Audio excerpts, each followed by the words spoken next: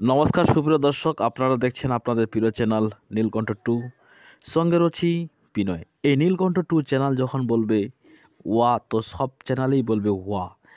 যখন এই নীলকণ্ঠ to channel বলবে যে সিভিকদের বেতন বৃদ্ধি হচ্ছে, তো তখন সব চ্যানেলেই বলবে যে সিভিকদের বেতন বৃদ্ধি হচ্ছে।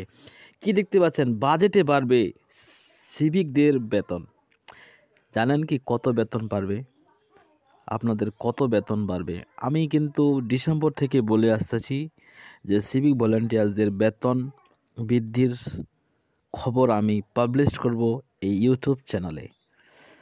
যারা নতুন আছেন অবশ্যই চ্যানেলটা সাবস্ক্রাইব করে রাখবেন যদি জানতে চান, আর যারা অলরেডি সাবস্ক্রাইব করেছেন তাদেরকে ধন্যবাদ। যদি আপনাদের কিছু মতামত থাকে অবশ্যই আপনারা কমেন্ট বক্সে লিখে যাবেন। তবে আপনারা তো জানেনই, যা রটে তা কিন্তু ঘটে। এখন প্রতিবেদন থেকে শুরু করে প্রত্যেকটা ইউটিউব চ্যানেল সব জায়গায় কিন্তু এখন চলছে যে সিভিক ভলেন্টিয়ার্সদের বেতন বৃদ্ধি হতে চলেছে। 12ই ফেব্রুয়ারি শুরু হতে পারে পশ্চিমবঙ্গ বিধানসভার বাজেট অধিবেশন, নবান্নের সূত্রে খবর।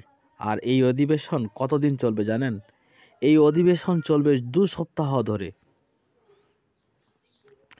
এই বাজেটে মুখ্যমন্ত্রী সিভিক ভলেন্টিয়ার্সদের বেতন বৃদ্ধির ঘোষণা করতে পারেন বলে ওয়াকিবহাল মহলের একাংশ মনে করেছে। হ্যাঁ, অরিজিনালে সিভিক ভলেন্টিয়ার্সদের কিন্তু যা হারে বেতন, যা কষ্ট করে আসছে, সময় পাচ্ছে না। ওরা কিন্তু ডিউটি পুরো সময়টা দিতে হয়। তার জন্য কি 10,000 টাকা দিয়ে তাদের সংসার চলে? এই জন্য বেশিরভাগ মনে করছে এবারকার বাজেটে কিন্তু সিভিক ভলেন্টিয়ার্সদের বেতন বাড়া দরকার। তবে কত শতাংশ বেতন বাড়বে সে নিয়ে কোনো খবর পাওয়া যায়নি। এই প্রতিবেদনে এটাই বলছে। উল্লেখ্য, সিভিক ভলেন্টিয়ার্সদের বেতনের জন্য সুনির্দিষ্ট নিয়মাবলী ও গাইডলাইন তৈরির কাজ শুরু করেছে রাজ্য।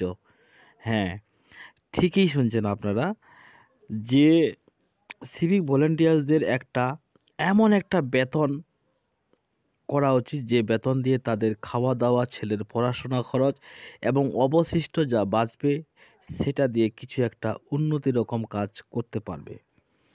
কিন্তু এই বেতন, যা বর্তমান বেতন সিভিক ভলেন্টিয়ার্সরা পাচ্ছে, এই বেতন দিয়ে কিন্তু সিভিক ভলেন্টিয়ার্সদের পেট চললেও ছেলেফেলেদের পড়াতে পারবে না।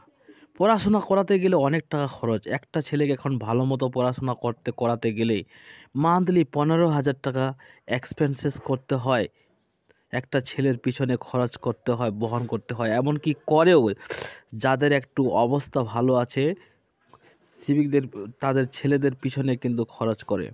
কিন্তু সেখানে সিভিক ভলেন্টিয়ার্সরা পায় কত? 10K। কিন্তু তাদের কি ছেলেফেলেদের এই এই এই টাকা দিয়ে পড়াশোনা করতে পারবে, করাতে পারবে?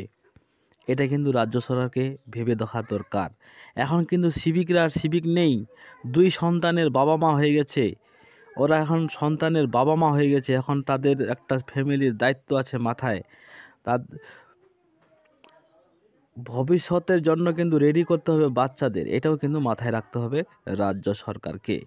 তো যাই হোক বন্ধুরা, আপনারা দেখছেন আপনাদের প্রিয় চ্যানেল নীলকণ্ঠ টু, সঙ্গে রয়েছি বিনয়। কিছুদিন আগে আমি দেখলাম যে আশা কর্মীদের দেওয়া হবে মোবাইল। সিভিকরা কি দোষ করেছে?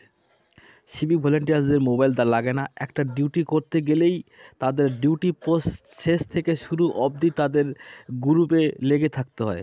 সিভিক ভলেন্টিয়ার্সদের মধ্যে একটা গ্রুপ তৈরি করা আছে। তাদেরকে সেলফি দিয়ে জানাতে হয় কোথায় ডিউটি করছে, কোথায় ঘটনা ঘটছে, তাদেরকে ফটো তুলে তুলে তাদেরকে হোয়াটসঅ্যাপে পাঠাতে হয়। প্রত্যেকটা সিভিক থানায় কিন্তু হোয়াটসঅ্যাপ গ্রুপ আছে, তাদের হোয়াটসঅ্যাপের মাধ্যমে কানেক্ট হয় সবার মধ্যে। হোয়াটসঅ্যাপের মাধ্যমে তাদের কিন্তু যোগাযোগ হয়, আর হোয়াটসঅ্যাপের মাধ্যমে কিন্তু নিউজ আদান প্রদান হয়, খবরাখবর আদান প্রদান হয়। এখানে কিন্তু সিভিক ভলেন্টিয়ার আশাকর্মীদের তুলনায় সিভিক ভলেন্টিয়ার্সদের কিন্তু মোবাইলের দরকার অনেক বেশি এবং প্রয়োজন। অতএব রাজ্য সরকারের ভাবা উচিত যে সিভিক ভলেন্টিয়ার্সদের দিকে তাকানো উচিত এবং এমন একটা বেতন করা উচিত যেটা দিয়ে তাদের সংসারের থেকে ছেলেফেলেদের পড়াশোনাও করতে পারে। কথাগুলো ভালো লাগলে অবশ্যই সাবস্ক্রাইব করবেন।